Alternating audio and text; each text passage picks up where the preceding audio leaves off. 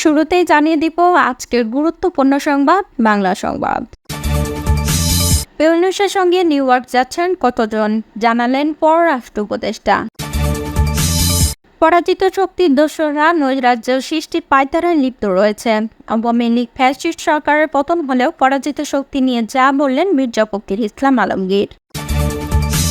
6 শিক্ষার্থীর স্বীকারোক্তি, 3 দফায় অন্তত 15 জন মিলে বেটান তোফা চলতে বলে স্বীকার করেছেন তারা। জানাবো 5 আগস্টের সকল বিচার বহির্ভূত হত্যাকাণ্ডের শিকারে যা বললেন বিচারপতি। এবার জানাবো সাবেক এমপি জর্জ ফের 2 দিনের রিমান্ডে। এবং সর্বশেষ জানাবো মাদ্রাসা ছাত্র হত্যা, পুলিশ পরিদর্শক মাজহার 5 দিনের রিমান্ডে।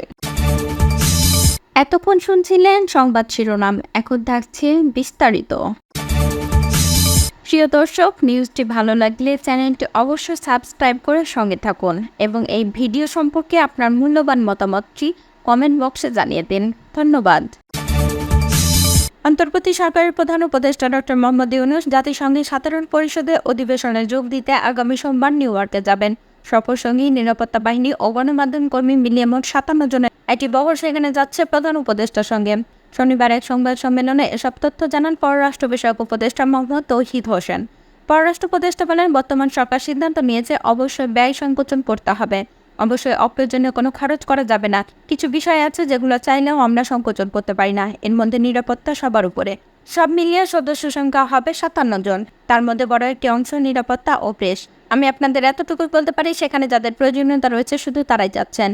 এ সময় পররাষ্ট্র উপদেষ্টা শেখ হাসিনা সরকারের আমলে জাতিসংঘ অধিবেশনে যোগ দিতে যাওয়া বহরের একটি পরিসংখ্যান তুলে ধরে বলেন, আগে যারা বড় বহর নিয়ে যেতেন তারা কেন সেটা করতেন তা আমি বলতে পারবো না। হয়তো এটা কোনো অর্জন ছিল, কিন্তু আমার জানা নেই। স্বাভাবিক সময় সংখ্যা ছিল 344, 335, এটা ছিল 73 ও 74তম অধিবেশনে। কোভিডের কারণে 75তম হয়েছে ভার্চুয়ালি। কোভিডের সীমাবদ্ধতার মধ্যেও 76তম অধিবেশনে 108, 77তম অধিবেশনে 138 জন গিয়েছিলেন। কোভিড পরবর্তী সময় যখন ব্যয় সংকোচনের কথা বলা হচ্ছিল, তখন 146 জনের বহর নিয়ে নিউ ইয়র্কে যায় বাংলাদেশ। আওয়ামী ফ্যাসিস্ট সরকারের পতন হলেও পরাজিত শক্তির দোসররা দেশে এখনও নৈরাজ্য সৃষ্টির পায়তারায় লিপ্ত রয়েছে বলে অভিযোগ করেছেন বিএনপির মহাসচিব মির্জা ফখরুল ইসলাম আলমগীর। শুক্রবার এক বিবৃতিতে তিনি এই অভিযোগ করেন। খাগড়াছড়ি ও রাঙ্গামাটিতে সহিংসতা, হতাহত এবং দোকানপাট ও বাড়িঘরে হামলা ভাঙচুর সহ অগ্নিসংযোগের ঘটনায় গভীর উদ্বেগ প্রকাশ করে মির্জা ফখরুল ইসলাম আলমগীর বলেন, ছাত্র জনতার আন্দোলনে আওয়ামী ফ্যাসিস্ট সরকারের পতন হলেও দেশে এখনও নৈরাজ্য সৃষ্টির পায়তারায় লিপ্ত রয়েছে পরাজিত শক্তির দোসররা।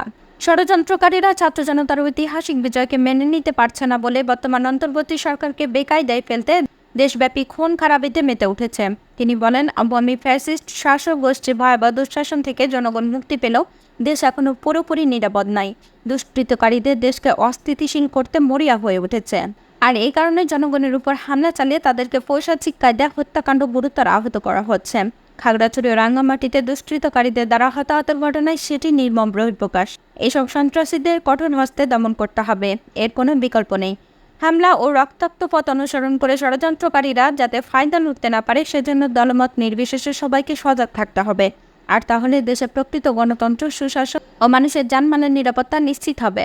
বিএনপি মহাসচিব খাগড়াছড়ি এবং রাঙ্গামাটিতে জনগণের উপর হামলাকারী দুষ্কৃতকারীদের অবিলম্বে গ্রেপ্তার ও দৃষ্টান্তমূলক শাস্তির জোর আহ্বান জানিয়ে নিহতদের বিদেহী আত্মার মাগফিরাত কামনা সহ তাদের পরিবারের সদস্যদের সমবেদনা জ্ঞাপন এবং আহতদের দ্রুত সুস্থতা কামনা করেন।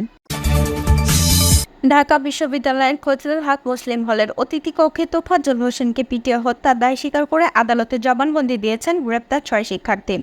ঢাকা চিফ মেট্রোপলিটন ম্যাজিস্ট্রেট আদালতের ম্যাজিস্ট্রেট সাদ্দাম হোসেন শুক্রবার বিকেলে এই 6 শিক্ষার্থীর স্বীকারোক্তিমূলক জবানবন্দি রেকর্ড করেছেন। পরে রাত 9টার দিকে তাদের কারাগারে পাঠানো হয়। সংশ্লিষ্ট সূত্র বলছে, 3 ধাপে 15 থেকে 20 জন শিক্ষার্থী তোফাজ্জলকে মারধর করেন। জবানবন্দিতে ওই 6 শিক্ষার্থী তোফাজ্জল হত্যাকাণ্ডে জড়িত সবার নাম প্রকাশ করেছেন। শিক্ষার্থীরা বলেছে, চোর সন্দেহে 3 দফায় তোফাজ্জলকে মারধর করা হয়।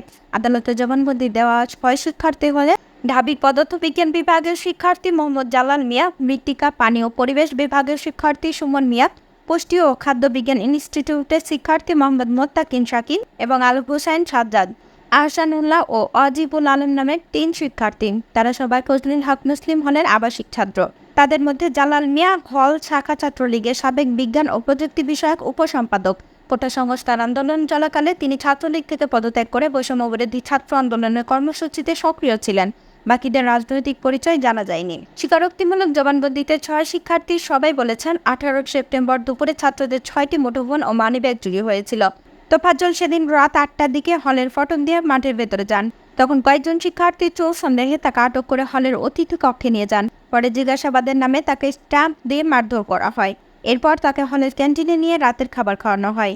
খাওয়া শেষে আবার তাকে হলের অতিথি কক্ষে এনে ব্যাপক মারধর করে একদল শিক্ষার্থী।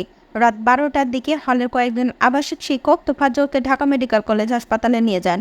পরে তারা জানতে পারেন চিকিৎসাধীন অবস্থায় তোফাজ্জল হোসেন মারা গেছেন। এ ঘটনায় ঢাকা বিশ্ববিদ্যালয় প্রশাসন বাদী হয়ে শাহবাগ থানায় হত্যা মামলা দায়ের করেছেন। বৃহস্পতিবার বিশ্ববিদ্যালয় প্রশাসনের সহায়তায় ফজলিন হক মুসলিম হল থেকে ওই 6 শিক্ষার্থীকে গ্রেপ্তার করা হয়। ছাত্র জনতার অভ্যুত্থানে গত 5 আগস্ট আওয়ামী লীগ সরকারের পতনের পর থেকে এখন পর্যন্ত বাংলাদেশে কেউ বিচার বহির্ভূত হত্যাকাণ্ডের শিকার হয়নি বলে দাবি করেছেন অ্যাটর্নি জেনারেল মোহাম্মদ আসাদুজ্জামান। অনুষ্ঠানে প্রধান অতিথির বক্তব্য রাখেন প্রধান বিচারপতি সৈয়দ রাফাত আহমেদ। বিশেষ অতিথি হিসেবে বক্তব্য রাখেন আইন উপদেষ্টা ডক্টর আসিফ নজরুল। এ সময় আরও ছিলেন সুপ্রিম কোর্টের আপিল ও হাইকোর্ট বিভাগের বিচারপতি, সারা দেশের অধস্তন আদালতের প্রায় 2000 বিচারক, বিচার বিভাগ সংস্কার কমিটির প্রধান বিচারপতি শাহ আবু নাঈম মমিনুর রহমান সহ আরও অনেকে। শনিবার সুপ্রিম কোর্টের মূল ভবনের ইনার গার্ডেনে আয়োজিত এক অনুষ্ঠানে তিনি এ দাবি করেন।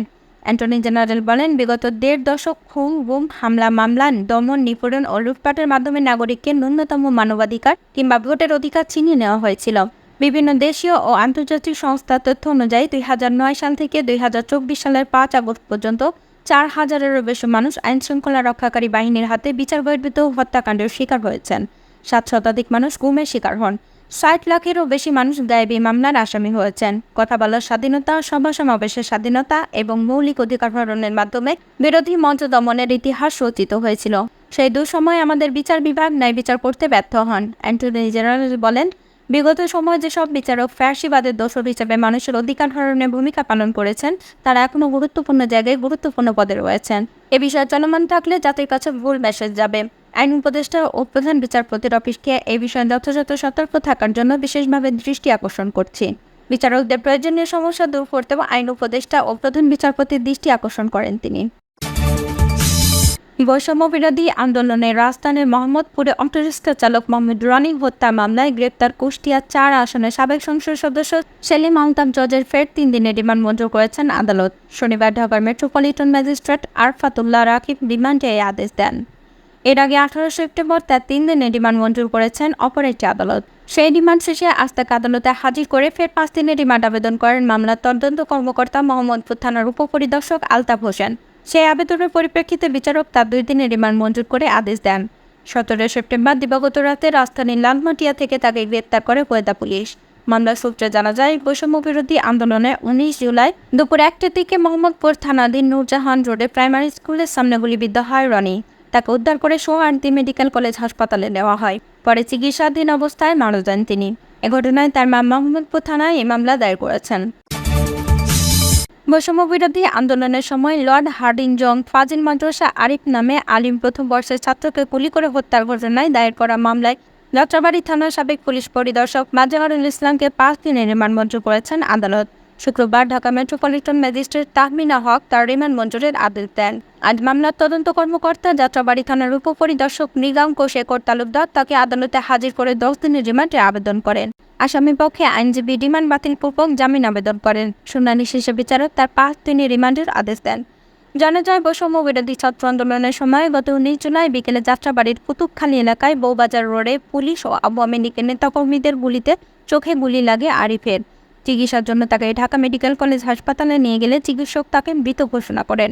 এ ঘটনায় আরিফের বাবা মোহাম্মদ ইউসুফ বাদী হয়ে যাত্রাবাড়ী থানায় এই মামলা দায়ের করেছেন।